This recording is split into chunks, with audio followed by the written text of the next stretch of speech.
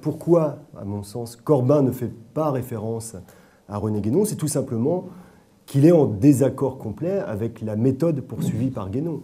Il est en désaccord complet avec l'idée de tradition primordiale. Alors, oui. Et ça, c'est essentiel. Alors, le souci, c'est que dans l'ouvrage sur Guénon, j'ai défini la tradition. Il me semble que la tradition est un terme polysémique. Pas chez Guénon. À mon sens, si.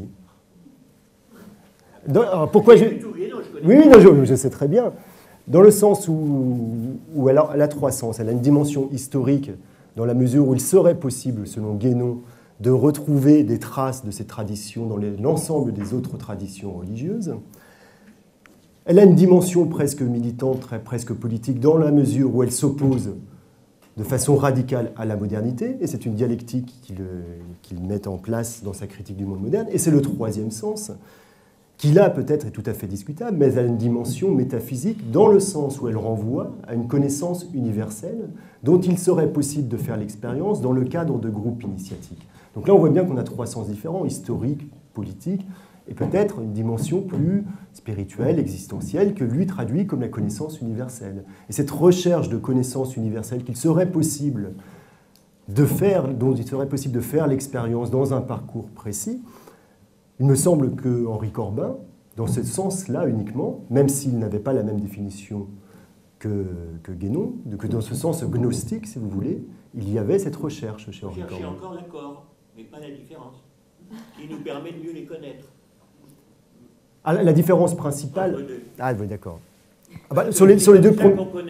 Oui, d'accord. Oui, tout à fait. Mais sur les deux premiers sens de la tradition, Corbin est en total désaccord avec Guénon. C'est qu'il n'existe tout simplement pas pour Corbin de tradition primordiale dont il serait possible de retrouver la trace dans le passé. De même, il n'utilise pas, Corbin n'utilise jamais cette notion ou cette référence à cette gnose pour en faire une grille de lecture implacable contre le monde moderne. Même si l'on trouve chez Corbin, tout de même il faut aussi le dire, une critique du laïcisme, de la laïcité, une critique de la modernité profane, mais qui ne prend pas du tout qui n'a pas la même... Il ne croit pas au Caligula, Corbin. Voilà, il ne croit pas du tout au Caligula. Il n'y a pas cette philosophie de l'histoire totalement déterministe, encore une autre différence, que Guénon dispose. Il n'a pas ce